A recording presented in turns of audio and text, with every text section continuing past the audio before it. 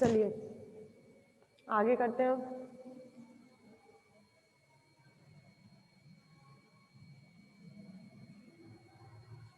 ये आ गया था हमारा बी एल आर टू की power minus L plus one zero. यहाँ चल रहे थे बी एल आर टू की power minus L plus one equal to zero. ये जीरो चल रहा था आपका। अब ये तो जीरो हो नहीं सकता, आर टू की power minus L plus one, zero क्या वैल्यू हो जाएगी बी एल। ये जीरो क्यों नहीं हो सकता वो आप यहाँ देख ही चुके। इसकी वैल्यू इनफाइनाइट हो सकती है पर जीरो नहीं हो सकती, तो इसकी वैल्यू जीरो नहीं होगी। पुट इन इक्वेशन 11, फिर इसकी वैल्यू इक्वेशन 11 में रख दीजिए। क्या थी equation 11? Psi R theta summation L equal to zero से infinity A L R L plus B L A की power minus L plus one, और बी एल क्या है जीरो, तो यहाँ क्या बचेगा केवल ए एल आर टू की power L P L cos theta. ये बचा। ये क्वेश्चन नंबर आ गई 13। ये निकला है आपका पोटेंशियल की वैल्यू इनसाइड द स्फीयर। ये पोटेंशियल की वैल्यू निकली आपकी इनसाइड द स्फीयर। अब इसमें एक कांस्टेंट आ रहा है ए एल। अब फिर दोबारा से आपको क्या करना है, इस कांस्टेंट की वैल्यू निकालनी है, इसमें पुट करनी है, और फिर किसका वैल्यू निकालनी है, पोटेंशियल की वैल्यू निकालनी है आपको इनसाइड द स्फीयर के लिए। बी एल कॉफिशिएंट जीरो हो चुका है, B one B two B three B four सारी वैल्यूज बी की पावर एन तक, इसकी वैल्यू कितनी है जीरो। लेकिन हमें ए एल की नहीं पता ए एल की जीरो है कि नहीं है। फिर दोबारा से इस इक्वेशन में वही काम करना है, पी वन एक्स से मल्टीप्लाई करिए, माइनस वन से प्लस वन इंटीग्रेशन करिए, और फिर लिमिट लगाइए आर इक्वल्स टू ए के लिए। चलो स्टार्ट करते हैं।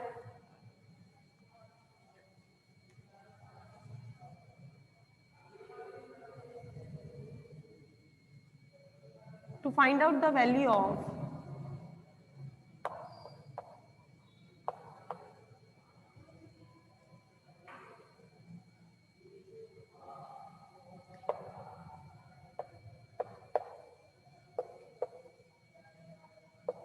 constant AL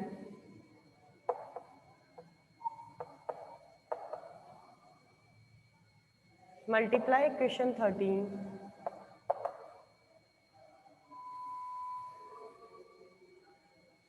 multiply equation 13 by P1x and integrating from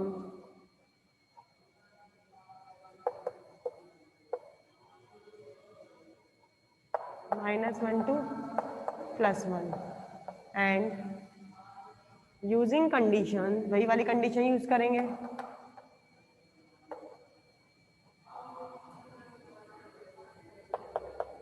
are equals to ए पर साई ए थीटा की वैल्यू कितनी है बी थीटा। स्क्रीनशॉट ले लो पहले, फिर आगे करते हैं। स्क्रीनशॉट लीजिए।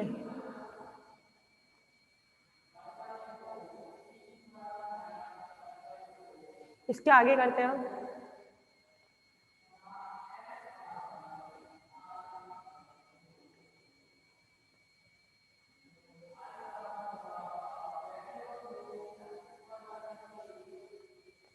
चलिए कंडीशन लगाती हूँ ये वाली, psi A theta equals to V theta कर दिया मैंने। साई ए थीटा कितना हो गया बी थीटा। अब इसमें लगानी हूँ कंडीशन। सबसे पहले क्या था यहाँ पर, साई ए थीटा की जगह तो बी थीटा रखना है, इंटीग्रेशन करना है -1 से +1 तक, फिर P1x इंटू करना है और dx लिखना है। इधर क्या चल रहा था आपका AL RL, अगर BL तो जीरो हो गया था, यहाँ AL RL चल रहा था, AL R2 की पावर L। R को क्या रिप्लेस करना है A से, R की जगह क्या पुट करना है आपको A। इंटीग्रेशन फिर क्या चल रहा था यहाँ पर -1 to +1 limit,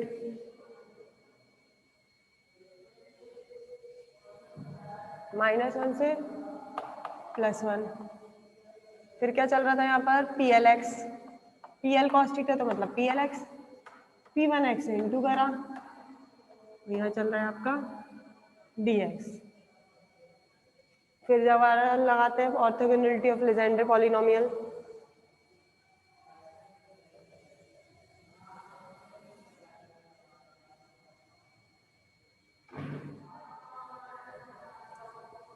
orthogonality of Legender polynomial लगा रही हूँ, लगाइए।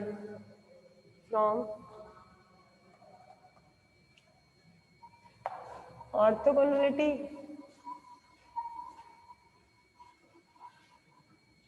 Of Legender polynomial,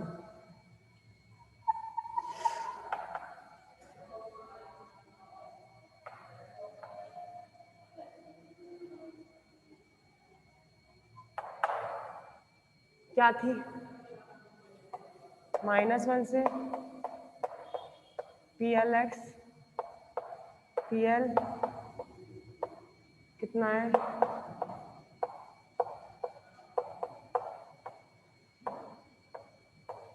L prime,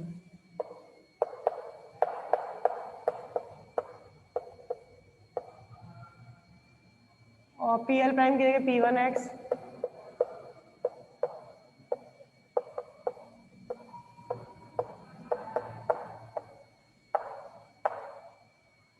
रख दो इसमें।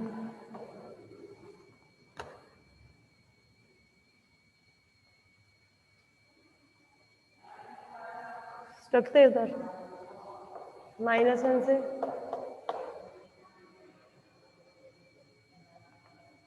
b theta P1X dx AL a to की पावर L, -1 से +1 PLX P1X dx की वैल्यू कितनी है? 2/2L + 1 delta L। अब इसको 1 करना है तो टेकिंग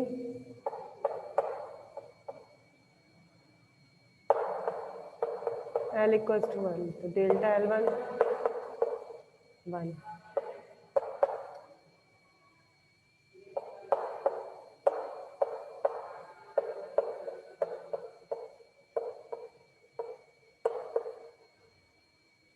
L = 1 लेना है तो A1,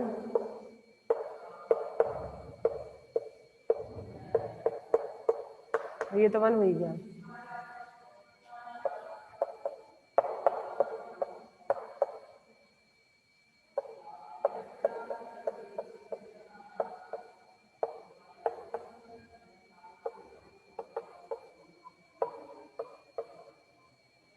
स्क्रीनशॉट लीजिए।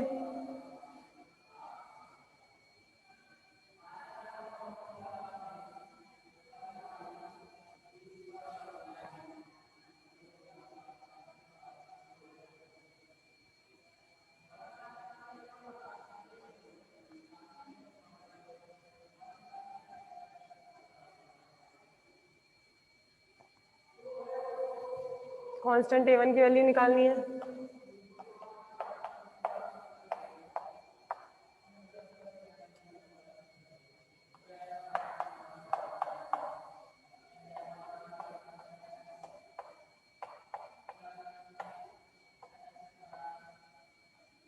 ये निकल गई कांस्टेंट A1 की। अगर A1 निकल गया तो A2 A3 A4 सब क्या हो जाएंगे? 0।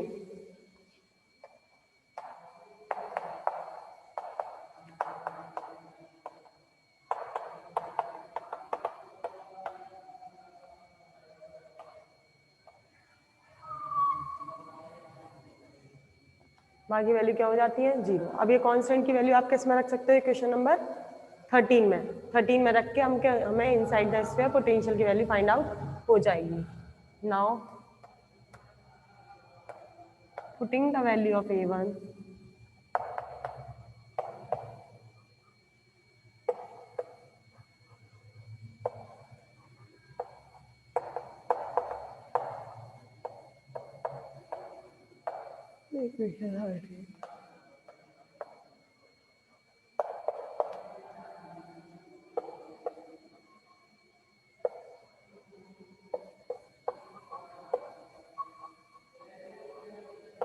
we get the value of potential inside the sphere.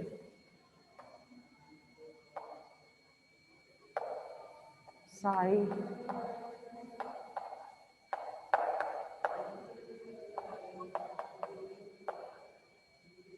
A1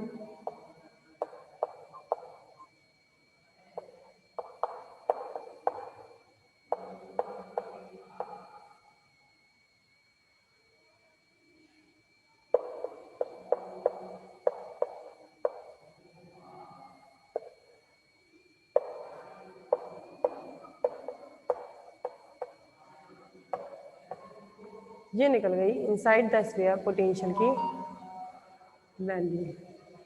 और ये आर्टिकल आपका कंप्लीट हो गया। स्फेरिकल कोऑर्डिनेट्स के अंदर जो हम पढ़ रहे थे, क्या पढ़ा था स्फेरिकल कोऑर्डिनेट्स के अंदर आपने?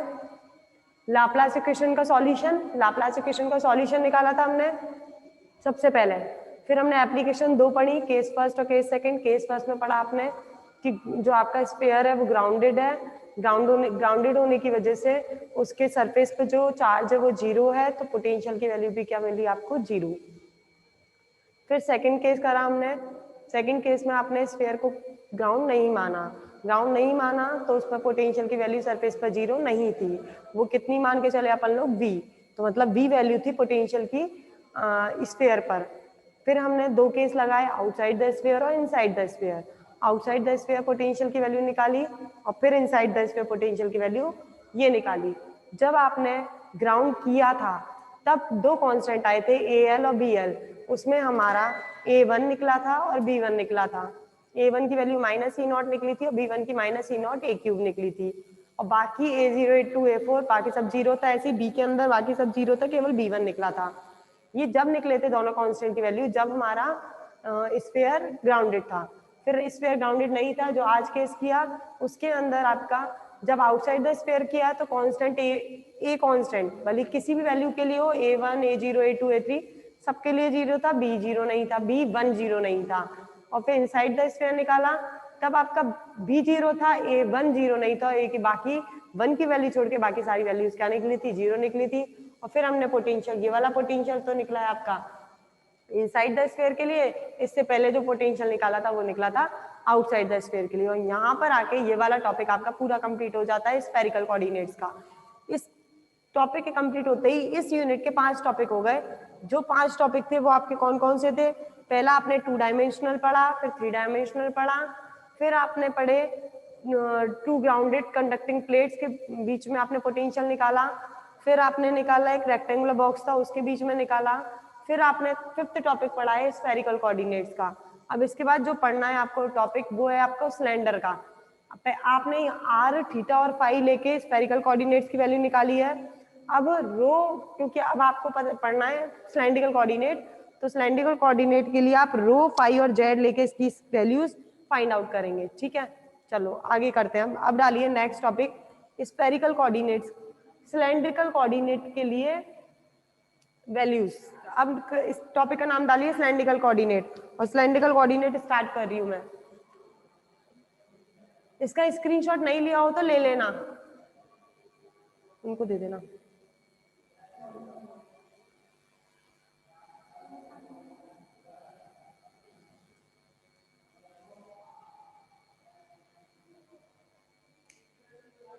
नेक्स्ट टॉपिक स्टार्ट करते हैं हम सिलेंड्रिकल कोऑर्डिनेट्स के लिए।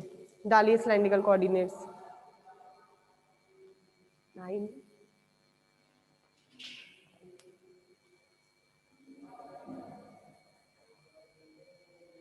अब डालिए सिलेंड्रिकल कोऑर्डिनेट, और सिलेंड्रिकल कोऑर्डिनेट के लिए स्टार्ट कर रहे हैं आप।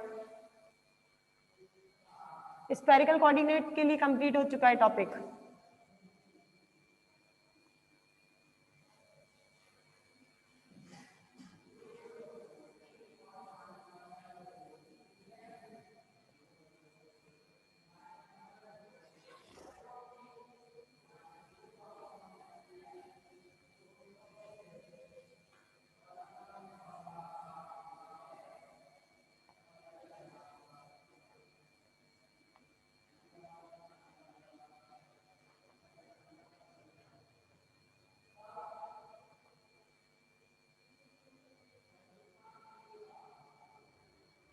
Solution of Helmholtz equation in cylindrical coordinates. Solution of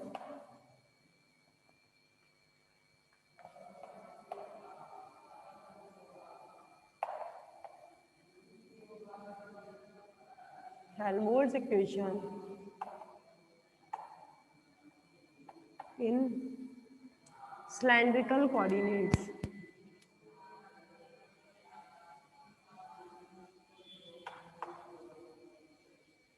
Cylindrical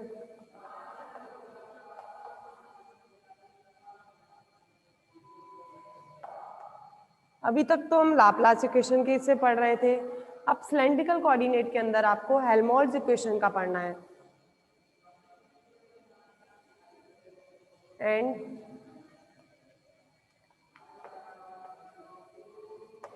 applications, और इसकी आपको एप्लीकेशन पढ़नी है। आपको सिलेंड्रिकल के अंदर आपको एक तो हेल्महोल्ट्ज इक्वेशन का वो पढ़ना है और इनकी एप्लीकेशन पढ़नी है। एप्लीकेशन क्या है? कोई सिलेंड्रिकल कैविटी है उसमें आपको वाइब्रेशन के मोड्स निकालने हैं, वाइब्रेशन की मोड की आवृत्तियां निकालनी है, मतलब फ्रीक्वेंसी निकालनी है। And application of cylindrical cavity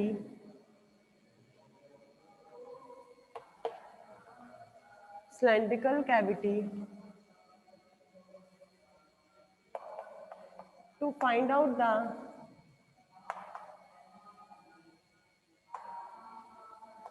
frequencies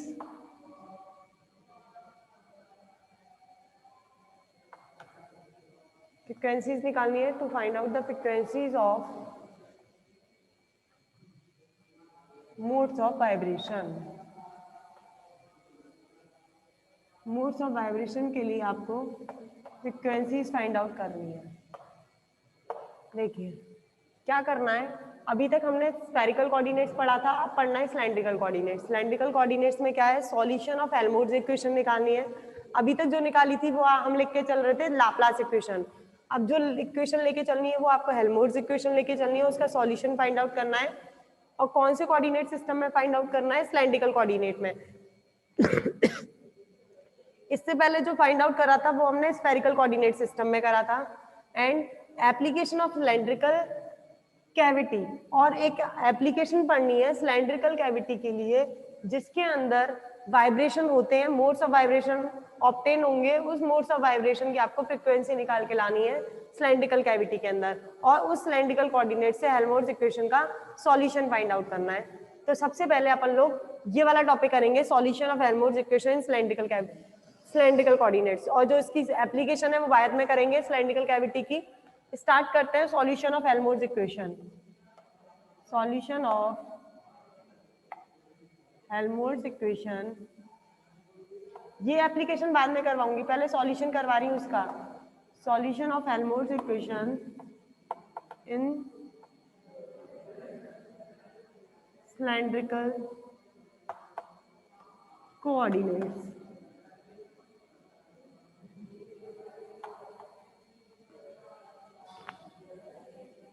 Helmholtz equation का सॉल्यूशन सिलेंड्रिकल कोऑर्डिनेट्स में। लाप्लास इक्वेशन तो पढ़ चुके हो, डेल स्क्वायर फाई बराबर 0, बहुत अच्छे से। अब लाप्लास इक्वेशन की जगह हमें लेके चलनी है हेल्महोल्ट्ज इक्वेशन, और ये हेल्महोल्ट्ज इक्वेशन जो लेते हैं वो हम लेते हैं इलेक्ट्रोमैग्नेटिक वेव्स के अंदर। जब इलेक्ट्रोमैग्नेटिक वेव्स का प्रोपागेशन होता है तब यूज की जाती है हेल्महोल्ट्ज इक्वेशन। अब हेल्महोल्ट्ज इक्वेशन में यूज कर रही हूँ इलेक्ट्रोमैग्नेटिक वेव्स के प्रोपागेशन के लिए। For propagation of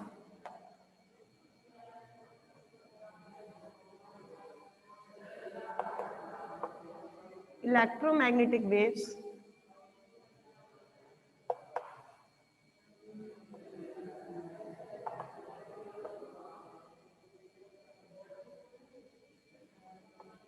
Helmholtz equation will be